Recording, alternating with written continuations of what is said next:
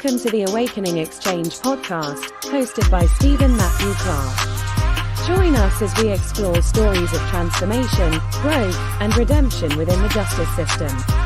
Through insightful conversations with experts and individuals who have overcome adversity, we'll uncover the potential for change and the power of education, programming, and support. Get ready to dive into a world of second chances and inspiring journeys. This is the Awakening Exchange podcast, transforming from the inside out. Wow. Stephen Matthew Clark here for a really special interview today with my very dear friend, Dr. Pär Nyman from Stockholm, Sweden. This is a very special interview, folks, for many different reasons. The main reason today this is a very special interview is Dr. Pär Nyman is actually on a sailboat in the middle of the Atlantic Ocean, traveling the world. Dr. Pär, it's so good to see you, my brother. I love you. Thank you for being here. How are you? Hey, man. It's just so good to see you again. It's been way too long since last time. I'm doing fine. I'm doing really, really well. Yeah, so nice to see you. So you're on a boat right now and you're traveling. This is incredible. Where can you share with maybe myself and the audience where you are? Sure. We actually started today from Cape Verde, which is a group of islands outside of Senegal. And it's like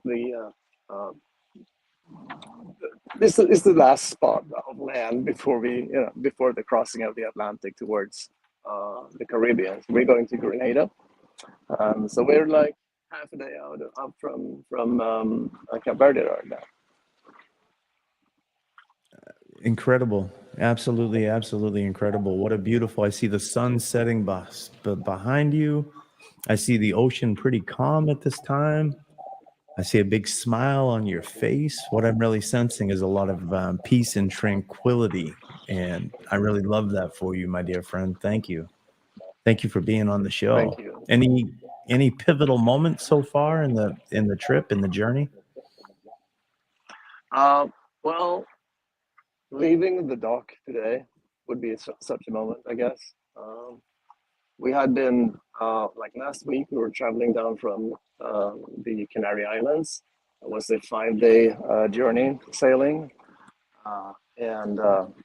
So then we have had like a week in Cape Verde preparing the boat, and had some difficulties, technical difficulties that we needed to overcome, and it gave us a delay of a couple of days. So it feels awesome, fantastic to actually finally be embarking on this trip over the Atlantic.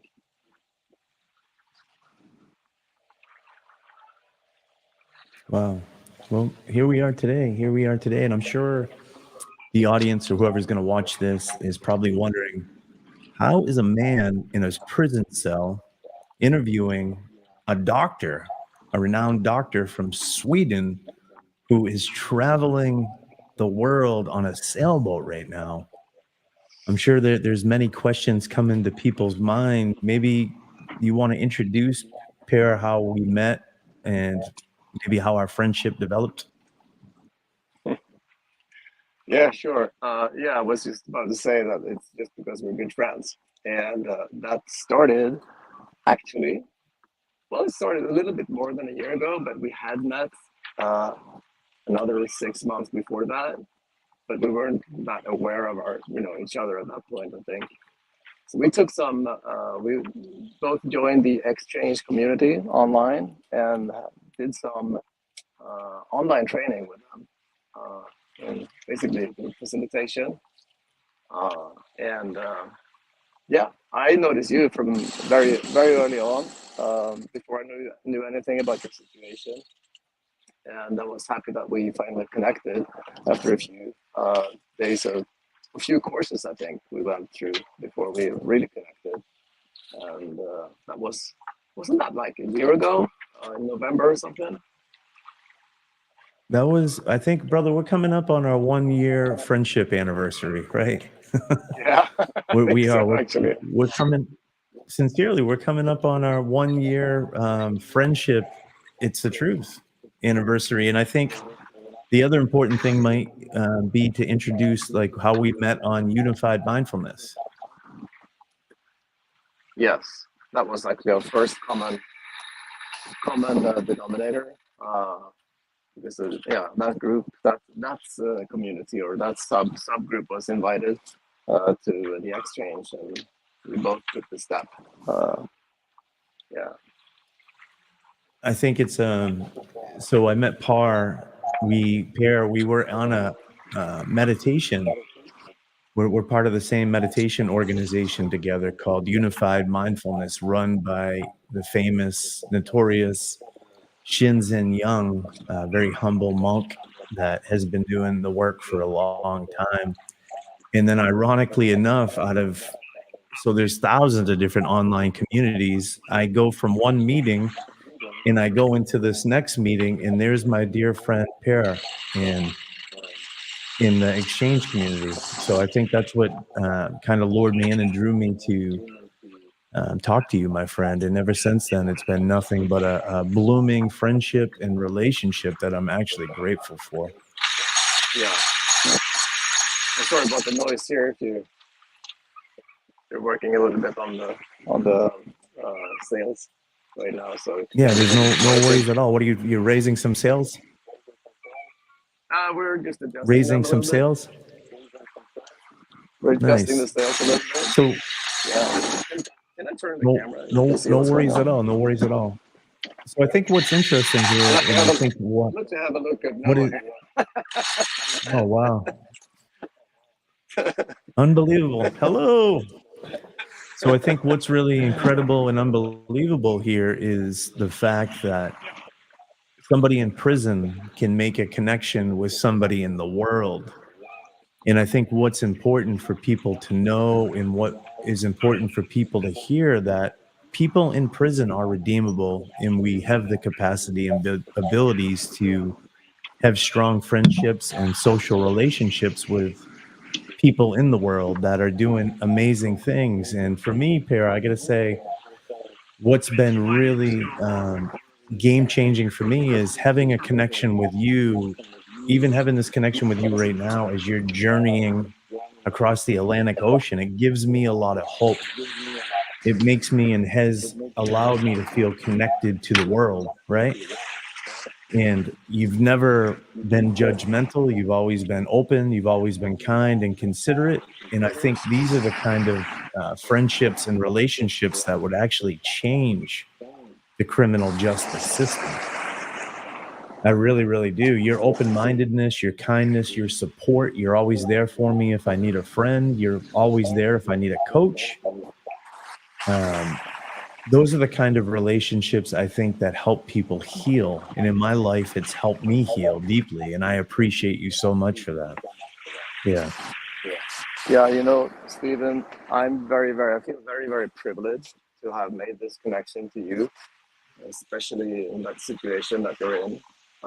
It's very unique for me as well, as you probably understand. And yeah, and I appreciate you as a man, as a brother. Uh, Apart from it being yeah, a privilege to be able to both contribute in a way. I mean, it's so. I send you pictures sometimes. I send you a video when I do things out here, and in the beginning, I was afraid that you would be, that you would feel, how to explain this? So that you would feel frustrated or not jealous. I've never felt anything like that from you, but that you would be frustrated and sad. But every time you've just been happy to share my happiness and share my precious moments out here. And you've told me that you feel inspired and glad. So it's amazing for me to be able to share with someone for whom it really means something. That makes it meaningful for me. Yeah, it's absolutely And and positively incredible. You're taking your time out of your day to show up for me, to be a coach and a friend to me, to even do this. It's demystifying prisons is what it's really doing. It's showing other people in the world that what is possible, and it's showing other people in the world that we are better than the worst choice that we've ever made in our life. Um, in addition, it yeah, does inspire if me. you make that, yeah, and if you make that decision, I mean, you made the decision to be something else, something much better. And I guess everyone is, I guess, better than their worst choice they ever made. But you're just a fantastic example that proves what I've been, thinking all my life, that people can change or people can, transform, and that's very inspiring for me. Yeah, thank you, brother. I appreciate that very, And, very much. and Stephen, I must also remind you that you are there for me as well. And yeah, as I said, I feel privileged to not only because of your situation, but to be your friend. But you're my friend as well. Yeah, absolutely, for sure. I'm always here for you if you need me, and I Yeah. think what's really amazing though is the leadership. I just want to go back to this: the leadership that we have here in Maine that allows something like this to go on. They allow the awakening to be in place. They allow me to podcast from my prison cell. They allow me to have connections like this with you.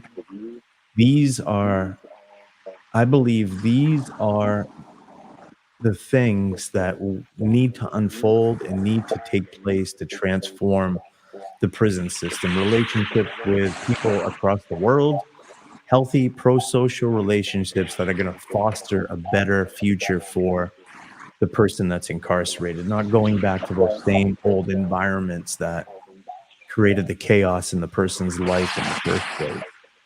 That's why, Yeah. Here, I believe technology, I mean, technology is bad in a lot of ways because it tears people apart. But I think in terms of somebody that's incarcerated and with you right now, it's bringing people together. And for me, it's creating a whole lot of healing in my life, whole lot of healing in my life that I'm grateful for. One of the things that we had talked about, I'd like you to just talk about a little bit, is we had tossed around the idea for several months of creating a online exchange called the Man Exchange. And it's kind of what we're doing today. It's just two men having a conversation, but really, maybe you talking about that a little bit and just sharing some of the thoughts that we had and some of the things we tossed around. That would be cool. Sure. Sure. Yeah. First of all, I want to share what's going on inside of me when you um, talk about the possibilities and the future. It makes me immensely happy. The idea and the vision of, what is it going to look like when this approach to rehabilitation, or whatever you want to call it, uh, is more widespread. Because what we're seeing in you, you're a PhD student now, and it's just so silly not to. I think it's like a failure of the system, uh, not taking the opportunity to make these things happen for people. The whole society gains out from that. It's just positive for everybody. If you're not into the idea that punishment is the most important thing, I think health and common sense, I guess. I don't know, but health is more important. I think it's just a healthy and wise approach and loving approach. So it makes me happy to think about that. I think you're absolutely right. I think the potentiality is we always hear that saying, be the change that you want to see in the world, right? And I think ultimately we have the potentiality by what we're doing here today. We have an opportunity to show other people what is possible. We have the opportunity to show other men in this world what is possible. Yeah, And what I mean by yeah, that is we can show that a man in prison or a woman in prison can have a relationship, meaning a friendship, a deep, intimate friendship with somebody on the outside that isn't based on manipulation. It isn't based on harm. It isn't based on one of us trying to get over on each other or hurt each other. It's based on truth and honesty. Yeah, And that's I what it's agree with you. always been with you. Maybe you could speak a little bit about vulnerability and some of the conversations maybe we've had there, if you're Yeah, I open think to it. Thank you. that's, yeah, definitely, because that's one thing that I have appreciated and I still appreciate so much about you, that you're actually there, and we have gone through some difficulties. We have both been triggered, I think. Especially, I was triggered a few times the first, 6 months, and I guess I was afraid, and we didn't understand every time, and there were some misunderstandings, and we dealt with them. We could speak about what was going on inside of us, and with caution, talk about projections, you know, with thoughts that like judgmental or scary, or like thoughts of fear that showed up in me. I could talk to you about that, and you were there to receive. I think we're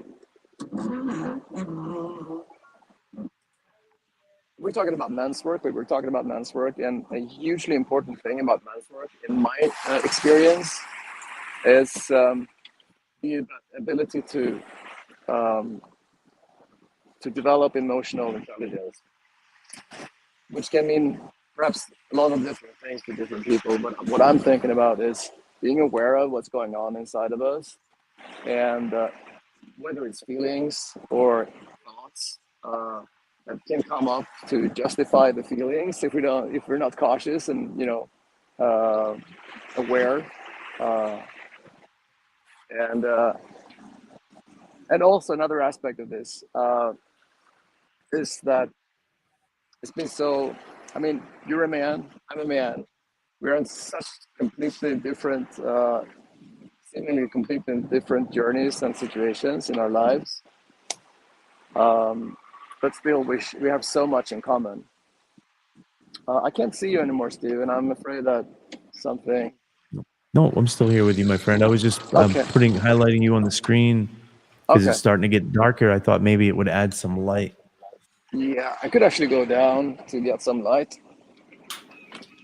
I can go down to my cabin. Excellent. Thank you. So,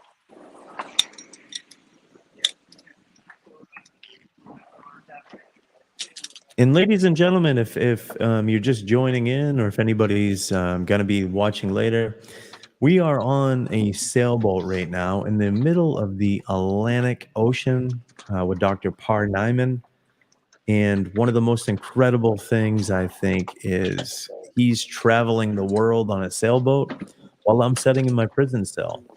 And it just goes to show that friendships like this can be made.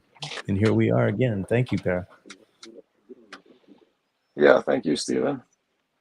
And honestly, also, I mean, we're doing this. You're doing this podcast interview right now, and that's amazing. But I'm just really happy that we're talking. It's been a while since we Yeah, last I'm met, actually and I've been I'm really grateful wanting that we're to talking have too, you my on friend. board.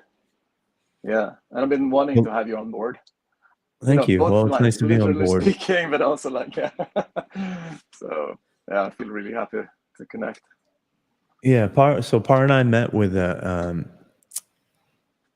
just talk a little bit about meeting you. We met at the Exchange Approach, which is run by our dear friend John Berghoff. John is a teacher, a leader, a trainer, a facilitator, and just a really awesome human being.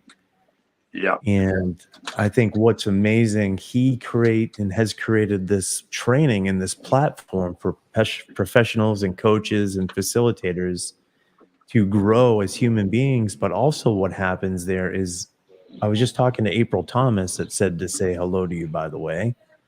Yeah, nice. Hi, April. Absolutely, absolutely and positively incredible. I'll actually send her an invite to see if she wants to come on to say hello to you real quick.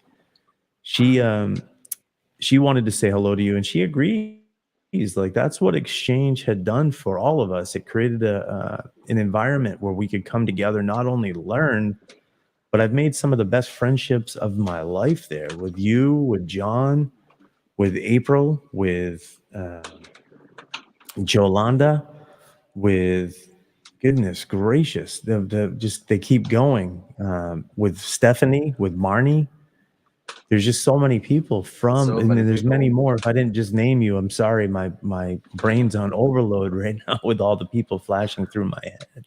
But the relationship with Par has been so amazing because we've agreed in the beginning to have an open dialogue, open friendship where we're truthful and we're honest with each other. And when something comes up, we don't hold back. We share that with the other. And I haven't really had that in many friendships in my life. People usually compartmentalize things, hold them in, build resentment towards each other, right? They don't talk about shit. Let's be honest. They hold and stuff that down inside. And that's not what makes a good friendship. I think what makes a good friendship is precisely what you and I have done along the way. Yes, I agree with you completely. It's that's, yeah, as I said before, that's one of the things that I appreciate the most about you. That you're staying with yourself, you're staying with me, staying with the relationship, and and yeah, and also I'm thinking about the exchange. I think some of the things that is some of the things in exchange that they work a lot with is creating emotionally safe spaces, and they also work a lot with in the leadership training around meditation actually and awareness. And and what by awareness I mean the ability, in this case, the ability to be aware, to notice what is going on inside of me, or what I'm actually doing, and stop and reflect and feel. And yeah, that's so important when wanting to relate in a way that cuts through fear and connects to a loving space instead. I think it's all about. I mean, this kind of relationship is possible everywhere. I think there, if we truly listen to ourselves and others, there's just so much possibility for connection and meeting instead of antagonism. We can still have different views and different ideas, and which have also been the case between you and me, but we have never let that interrupt the relationship and the friendship. Yeah, That's right. That's right. Because it's, I think that's what's, I think that's what's so interesting and so significant about our friendship part. I think that's why at some point in the future, it would be helpful for us to continue this, but also to do something with it, because there's a lot of people out there that are wondering and trying their very best to have communication, and they're trying to have friendships, right? They're trying to have friendships where there's a level of communication where there's openness, there's honesty, there's one person giving back to the other person. And a lot of people can't find that. They're holding back from each other. And I think if we can model that behavior, especially a guy in his prison cell, in a doctor that's, yeah, let's face it, you are a pretty important person, my friend.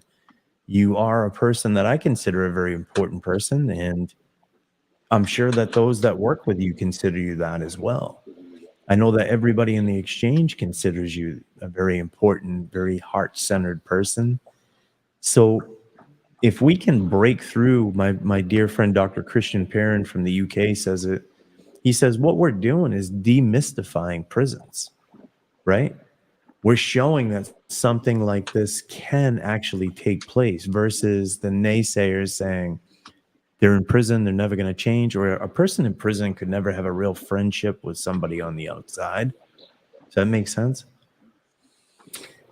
Well, I think what we're doing is showing it can happen. Yeah.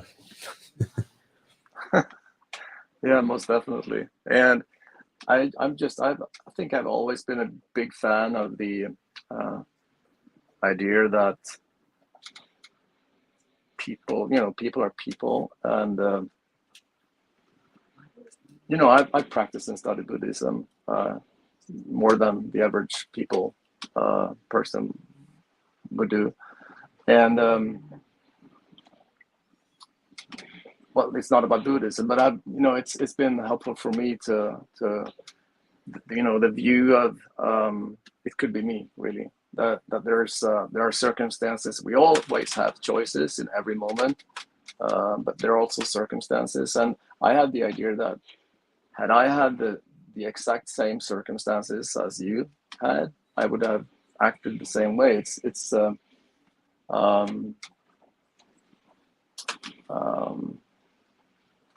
Yeah, and having said that, we always have a choice, though.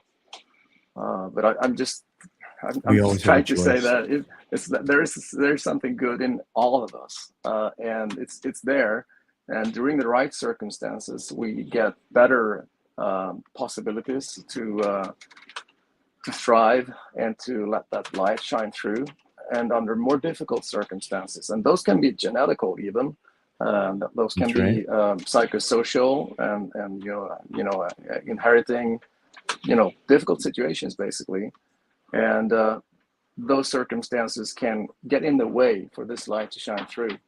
And I just like that idea. It really resonates in me, and I'm just so happy when I can watch this transformation happening in you. I haven't been with you for more than a year. And your journey is much, much longer than so. We're talking about maybe 18 years, right? 18 years, yeah, my friend. Yeah, and you have put a lot of work in. Still, you've shown that there is light in there, and it can be the light that is actually when those other things, the obscurations fall away, the light shines through. And I can't imagine how inspiring your example must be for people in a similar situation to yours. That's what I'm hoping, and that's what I'm thinking that it is. So I think you are making an enormous difference for so many people, Stephen. Thank you. Yeah, and you're contributing to that, my dear friend. I gotta give credit where credit's due, though. It has nothing to do with me. If it wasn't for the opportunities of our leadership, you got to remember the commissioner gives me a lot of trust. People in the world don't have this kind of trust in prisons. The warden gives me a lot of trust, so I honor those two men for the opportunities and the trust that they've given myself and other men here at the facility.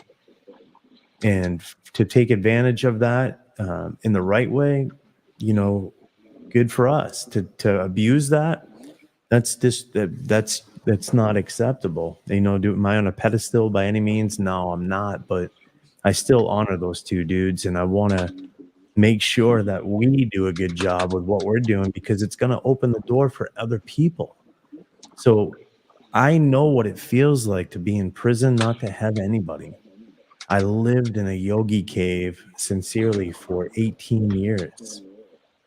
For roughly, let me just say this, I lived in a yogi cave for roughly 16 years. I had people come in to visit me. It's the same kind of thing. They came and brought their alms, they brought their offerings with service, with trainings. They came and they left. They didn't stay in the yogi cave with me. So because of the commissioner and the warden, only these past 2 years has the rock been rolled away from the cave, and have I been invited to come out. Meaning I've been invited to join society in different areas like school, with you, friendships, and different organizations like the Exchange, a professional training. I've been invited to be part of like people's lives today. And what I think screws somebody up in prison, Pär, is we come into prison, we're shut off from the world. We lose our financial capital, we lose our social capital, we lose our human capital. And they expect us to get out and they expect us to flourish. They expect us, yeah, you're going to get out and do great. No, we get out and we fail miserably because we've been in a yogi cave. We don't know how to operate or talk to people. To go back to emotional intelligence, what is that? When you say emotional intelligence, what does it mean to you, my friend? It means I haven't really thought it through, but spontaneously, I would say it means, as I said before, being acutely aware of what's going on inside of me, and yeah, I think that's the one central point in emotional intelligence, and you know, yeah, knowing what's going on inside of me. What am I feeling? Also, what am I thinking, and how does those interact with each other? So my thoughts can generate difficult feelings, and difficult feelings can kind of spark thoughts that explains or justifies that feeling that I have. So being acutely aware of that is I would say like a cornerstone in emotional intelligence. I think that's the most important thing. Then I think in emotional intelligence, probably there is also the ability to actually empathize with others, and that can only come, I think, when, for me, it can only come when I'm, aware of what's going on inside of me, and then I can relax a little bit when I don't have to change it, but just being there, I can also be there for other people and kind of feeling them, and giving them a space to be what they are and where they're at. What would you say, Stephen? I would say that very similar to what you said. I'm a Daniel Goleman fan, and I read the EQ book back in the day, which was a game changer for me because I had no real true conception of EQ until one of my mentors, Candace Powell, brought in a handout. I'll never forget it, from Therapy Aid. And the handout was, what is emotional intelligence? And exactly what's up there on the screen right now. Emotional intelligence refers to the ability to really understand ourselves, understand our emotions, understand how we're showing up in the world, and understand how we're expressing our emotions to each other. It absolutely and positively has to do with many people that are incarcerated, because people incarcerated, they get out of this system with low emotional intelligence. They go to a job and their boss says, hey, go over there and pick that up. And the person just went through prison. They're conditioned like hardcore. And they're like, F you. And they lose their job, or they get in a fight with their girlfriend. They don't know how to respond to it. So they get abusive. They leave. They create crimes because they're upset emotionally. So it's really being attuned, see, hear, like we've learned through our friend Shinzen. It's really about see, hear, and feel, and having the ability to step back and really to really absorb and recognize things. And I think Daniel Goleman, he breaks it down. Remember the 4 quadrants of emotional intelligence? The first one is the self-awareness. The self-awareness, understanding myself is the first one, in understanding my own emotions, including like where I need some help, where I need some support, where my weaknesses are, and really, like you and I have talked about before, our values and our goals, right? And then there's the self-regulation, our ability to manage and control our emotions. Like when we get upset, we don't scream at each other and tell each other like, F you. if we do, we calm down pretty quick, but we've never done that. We're able to control our impulses. It's like somebody makes me mad, I don't go punch him in the face, or a guard or an officer makes me mad here, I don't scream at him. I treat them with respect, or they move me out of a unit that I didn't feel like I don't blow up, and I don't scream or yell at the warden, or I just absorb that and I move through And and do what I have to do, right? yeah, neither do Empathy, you suppress your feelings, right? or you don't suppress them, you let them out. Yeah. The third one is empathy, understanding and recognizing emotions in you, how you're feeling, asking you questions. I notice you feel a little, I notice your energy's a little bit down today, Pär. Why don't you tell me about that? Or I notice that your eyes look a little sad today. Is everything okay with you? And showing up for you as a friend. And then the fourth one is strong social skills, the ability to build and maintain relationships, have effective communication. I love Marshall Rosenberg's nonviolent communication that we've used. And then having, teamwork and having just the ability to work with one another.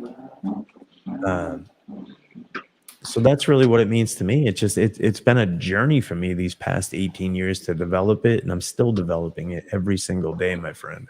Yeah. That was a really good description of emotional intelligence that you gave. And when you said this last part, when you mentioned nonviolent communication, that also makes me reflect that emotional intelligence is a skill that you can really learn. You can get a skill set by studying, practicing, and that could be like, for example, practicing and studying nonviolent communication, or practicing meditation, where you become aware of yourself, the see, hear, feel technique with with Shinsen. He's such a brilliant teacher, and the whole system he has come up with is, I think it's just absolutely brilliant. So it just hit me, that this is actually a skill set, so it can be taught, it can be learned, and I think it's important to know that. That's right. What would be some ways, if you had the ability and opportunity to teach EQ, what would be some things that come up for you? I'll just give you the floor for a minute. What would be some ways that you would teach it? How would you express it? How would you share it? Oh man, that depends so much on who is the receiver, because how anybody learn is so individual, and I think it has to, I have to be acutely aware of what person I have in front of me, so it's highly individualized, I would say. And I have to agree with that. I think I lost you there for a moment, Stephen. You're back now, but I lost you for a moment. I just threw you up on stage for a minute to have to be able to share. I think the other part of it, my friend, is, truthfully, I think it's being in friendships and being in environments that we can learn from, that somebody's modeling those behaviors for us. I don't think it's about stuffing it down somebody's throat per se. Really, what I believe it's about modeling that behavior so we can see, and somebody can see that within us. So when a situation arises, they've been used to seeing somebody respond and react and yell and holler. If we can show them compassion and care, and we can show up in a way that we're inviting, we're showing love, we're showing kindness, that allows somebody's, I think, consciousness to change so they see things differently. And then we think of, so we've learned this along the way. There's the mindfulness framework, right? So we learn mindfulness meditation techniques such as see, hear, and feel.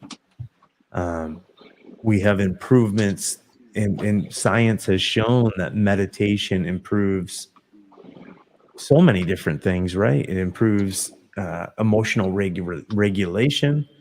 It helps with stress reduction.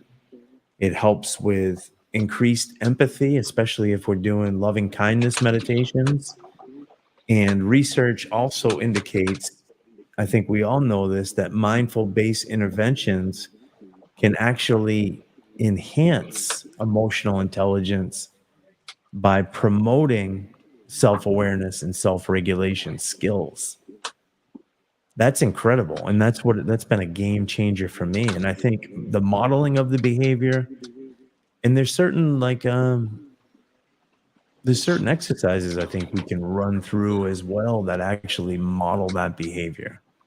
So, for example, like you come up with case scenarios, it's almost a cognitive behavioral therapy, right? You come up with certain case scenarios. Billy runs into this situation. How would Billy handle it? And I think by allowing a person to cognitively think about that and develop those neural pathways, that may foster and help with a better outcome, right? Yeah. Actually, I'm right now noticing that I'm starting to. It's more difficult for me to focus because I hear things are going on upstairs. And No problem. I'm about to. My watch starts actually in a couple of minutes. So I'm starting to have thoughts about, what the crew and what they might be thinking, and I feel a little bit, a little bit of fear and stress right now, and I would be. I think. I want to be, in integrity with my duties here and myself. So I would like to actually round off there. But Nice. I must say that I would be very happy to continue this conversation. It's very important. I would like to share some of the work that I've done as well. That could be helpful for other people to know. Yeah, I think this is the first of many conversations. Maybe we could set up a time every Sunday to do this. We could simultaneously do this. Yeah, I think this would be good every Sunday. Maybe we'll, if we could find a time, maybe maybe a little bit earlier would be better. Maybe at 1:30, or maybe even at 1:00 before the sun goes down. That way, you're there to provide the service that you need. So maybe we'll do this. We're traveling through time zones, so maybe next Sunday we will be. This time would be perfect. I'm not sure where we will be, so I have to take it from there. All right, you let me know, and maybe next week we can get together. We'll continue the conversation on EQ, and maybe we'll talk a little bit about values if you're interested. Definitely. The importance of that. Any closing thoughts from you, my dear friend, Dr. Pär Nyman? At this point, I'm too occupied with getting up there, so I don't have any closing thoughts at this point. Other There's than no worries. I want to There's no go worries. up there. So, okay. I'm just sending you all the love in the world. You too, my I friend. hope Appreciate and pray you so much. that you have a day. Thank you, sir. And sending you love. Thank you. You be well, my friend. Thank you so much. Yeah, thanks for the invitation. See you next time. Welcome to the Awakening Exchange podcast, hosted by Stephen Matthew Clark. Join us as we explore stories of